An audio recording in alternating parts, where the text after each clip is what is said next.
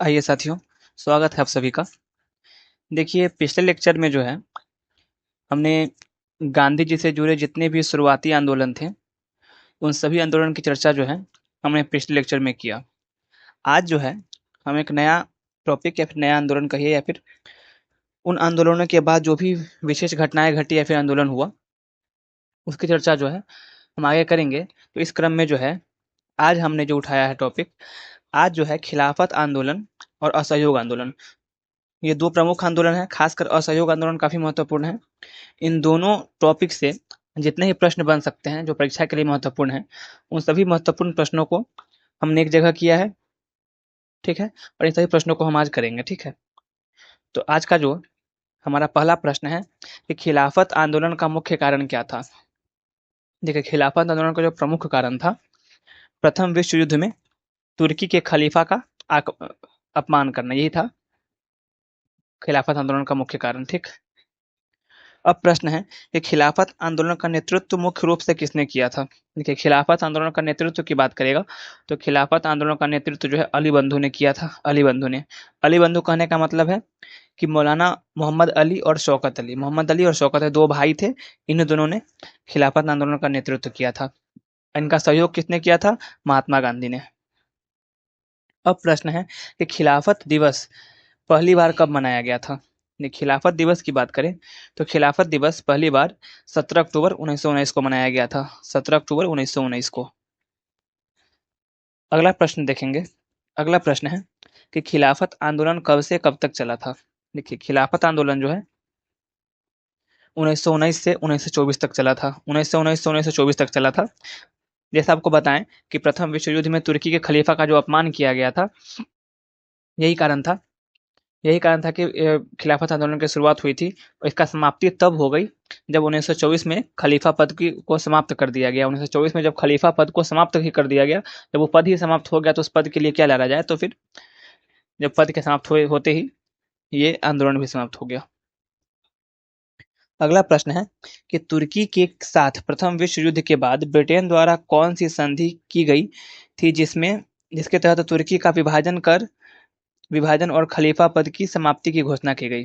देखिए, प्रथम विश्व युद्ध में जब ब्रिटेन जीता था, ठीक है, और तुर्की उसके विरुद्ध में युद्ध लड़ रहा था, तो उसके बाद जो है जब ब्रिटेन जीत गया तो दोनों के बीच में एक संधि हुई, ठीक है। उस संधि को क्या कहते हैं? तो संधि का नाम जो है सेवर्स की संधि, ठीक। अगला प्रश्न है कि सेवर्स की संधि किस तिथि को हुई थी। तो सेवर्स की संधि जो है 10 अगस्त 1920 को हुआ था। 10 अगस्त 1920 को। अब प्रश्न है कि 23 नवंबर 1919 को दिल्ली में हुए खिलाफत कमेटी के संयुक्त अधिवेशन की अध्यक्षता किसने की थी। देखिए, 23 नवंबर 1919 को जो है दिल्ली में खिलाफत कमेटी का संयुक्त अधिवेशन हुआ। इसकी अध्यक्षता जो है महात्मा गांधी ने की थी, महात्मा गांधी ने। अब प्रश्न है कि खिलाफत आंदोलन अंततः किस वर्ष समाप्त हुआ। तो खिलाफत आंदोलन जो है अंततः 1924 को समाप्त हो गया, जब खलीफा का पद समाप्त कर दिया गया, तो ये आंदोलन भी समाप्त हो गया। अब प्रश्न है कि आधुनिक तुर्की के निर्माता मुस्तफा कमाल पाशा ने खलीफा के पद को समाप्त करने की घोषणा की, जिसके बाद खिलाफत आंदोलन समाप्त हो गया। जैसा भी बताएं कि खिलाफत आंदोलन समाप्त ही तब हुआ जब मुस्तफा कमाल पाशा ने खलीफा के पद को समाप्त कर दिया। समाप्त कब किया? 1924 में। अब प्रश्न है कि खिलाफत और असहयोग आंदोलन को लोकप्रिय बनाने के लिए खिलाफत और असहयोग आंदोलन को लोकप्रिय बनाने के लिए मौलाना अबुल कलाम आजाद ने कौन सी पत्रिका निकाली थी। तो अल हिलाल अल हिलाल नामक पत्रिका निकाली गई थी इस आंदोलन को लोकप्रिय बनाने के लिए। देखिए, प्रश्न है कि असहयोग आंदोलन की शुरुआत किस तिथि को हुई थी। तो अब देखिए, अब खिलाफत आंदोलन खत्म हो गया, अब असहयोग आंदोलन से प्रश्न है। तो असहयोग आंदोलन की शुरुआत की बात करें, इसकी शुरुआत जो 1 अगस्त 1920 को हुई थी। याद रखेंगे 1 अगस्त 1920 को ही जो है बाल गंगाधर तिलक का निधन हो जाता है। बाल गंगाधर तिलक का निधन हो जाता है। आपको बता दें कि असहयोग आंदोलन को शुरुआत करने में जो है बाल गंगाधर तिलक का अहम योगदान था। वो समर्थन कर रहे थे इस आंदोलन को शुरुआत करने का, लेकिन जिस दिन असहयोग आंदोलन शुरू हुआ उसी दिन उनका निधन हो जाता है। अब प्रश्न है कि असहयोग आंदोलन की शुरुआत के दिन ही किस भारतीय नेता का देहांत हो जाता है। तो बाल गंगाधर तिलक का, जैसा बताया हम पिछले प्रश्न में। देखिए, अब प्रश्न है कि बाल गंगाधर तिलक की अर्थी को कंधा देने वाले मुस्लिम नेता कौन थे?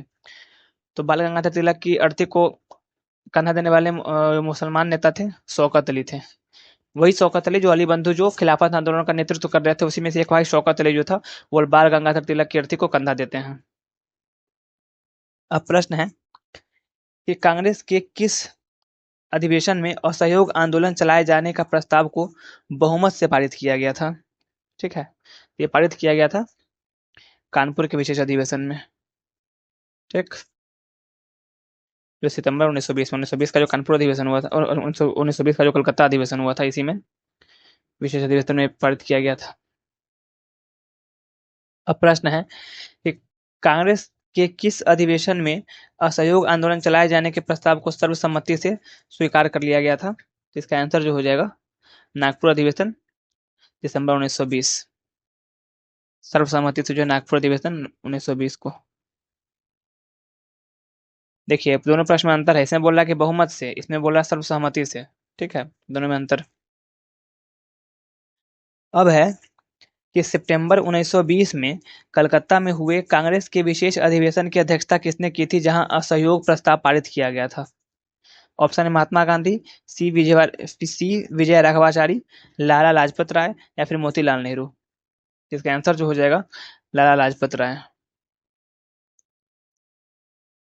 प्रश्न है कि असहयोग आंदोलन के प्रस्ताव का विरोध करते हुए किसने कहा कि यह प्रस्ताव भारतीय स्वतंत्रता आंदोलन को सबसे बड़ा धक्का और अल्पसंख्यकों के खिलाफ एक स्वार्थी संघर्ष है? देखिए, जब असहयोग आंदोलन की शुरुआत हुई ना, तो इसको लेकर जो एनी बेसेंट ने कहा था कि यह जो है सबसे बड़ा धक्का है, भारतीय स्वतंत्रता आंदोलन को सबसे बड़ा धक्का।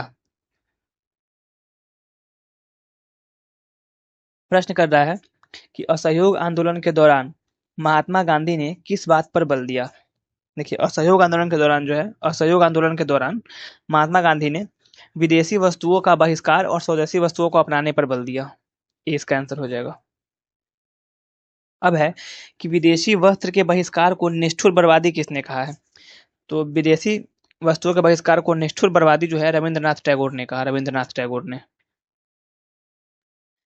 प्रश्न कर रहा है कि असहयोग आंदोलन के दौरान किन राष्ट्रीय शिक्षण संस्थानों की स्थापना हुई थी? देखिए, असहयोग आंदोलन की बात करेंगे तो असहयोग आंदोलन के दौरान जो है काशी विद्यापीठ, बिहार विद्यापीठ और गुजरात विद्यापीठ की। देखिए, हुआ क्या था कि जब असहयोग आंदोलन शुरुआत हुई ना, तो महात्मा गांधी ने आह्वान किया कि जो भी ब्रिटिश सेना में या फिर ब्रिटिश के लिए, चाहे वो वकील का काम कर रहे हो या फिर किसी पद पर आसीन हो, या फिर विदेश या फिर ब्रिटिश किसी स्कूल में पढ़ रहे हो, विश्वविद्यालय में पढ़ रहे हो, वो सभी चीज़ों को वो छोड़ दे, विदेशी वस्तुओं का बहिष्कार करे। तो बात ये हुआ कि अगर विदेशी स्कूल छोड़ देंगे तो पढ़ेंगे कहाँ? तो उन्हीं के लिए जो है काशी विद्यापीठ, बिहार विद्यापीठ और गुजरात विद्यापीठ की स्थापना की गई। अब प्रश्न है कि असहयोग आंदोलन के समय भारत का वायसराय कौन था जब आंदोलन शुरू हुआ और बाद में किसे नियुक्त किया गया? देखिए, जब असहयोग आंदोलन की शुरुआत हुई ना, तो उस समय जो है वायसराय लॉर्ड चेम्सफोर्ड था, लॉर्ड चेम्सफोर्ड। लेकिन बाद में जो है लॉर्ड रेडिंग को नियुक्त किया गया था, लॉर्ड रेडिंग को। इसका आंसर हो जाएगा सी। प्रश्न है कि चौरी चौरा कांड किस वर्ष और किस स्थान पर हुआ? देखिए, चौरी चौरा कांड की बात करें तो ये उत्तर प्रदेश के गोरखपुर में एक जगह का नाम है चौरी चौरा। ठीक है, वहां पे क्या हुआ कि जितने भी असहयोग आंदोलन के आंदोलनकारी थे, वो एक पुलिस थाना में आग लगा देते हैं, और पुलिस थाना में आग लगाकर उसके अंदर जो भी जो पुलिसकर्मी थे वो बाहर निकलने का ही प्रयास कर रहे थे, उनको उठा के फिर से उस आग में डाल दिया जाता था। ठीक है, तो ऐसी एक घटना घटित हुई जो असहयोग आंदोलन के आंदोलनकारियों ने ये घटना को घटित किया था। ठीक है, तो इसी घटना में जो है, इसी घटना को चौरी चौरा कांड नाम दिया जाता है। और इसी घटना के बाद महात्मा गांधी ने तत्काल प्रभाव से असहयोग आंदोलन को समाप्त करने की घोषणा कर दी थी। ठीक है, तो प्रश्न यही कर रहा है कि चौरी चौरा कांड किस वर्ष और किस स्थान पर हुआ था? तो 1922 में हुआ था, गोरखपुर उत्तर प्रदेश में। ठीक, चलिए, अगला प्रश्न है कि चौरी चौरा कांड में कितने पुलिसकर्मी मारे गए थे? देखिए, चौरी चौरा कांड में जो है कुल 22 पुलिसकर्मी मारे गए थे, 22। अब है कि चौरी चौरा कांड के समय महात्मा गांधी कहाँ थे? देखिए, चौरी चौरा कांड के समय जो है महात्मा गांधी बारदोली में थे, बारदोली में थे, और वहीं से इन्होंने जो है असहयोग आंदोलन को समाप्त करने की घोषणा कर दी थी। प्रश्न है कि किस घटना के कारण महात्मा गांधी ने असहयोग आंदोलन को स्थगित कर दिया था? तो यही चौरी चौरा कांड ही था जिसके कारण जो है स्थगित कर दिया था। अब प्रश्न है कि असहयोग आंदोलन को किस तिथि को औपचारिक रूप से वापस लिया गया था? तो असहयोग आंदोलन को की बात करेंगे तो इसको 12 फरवरी 1922 को जो है वापस ले लिया गया था।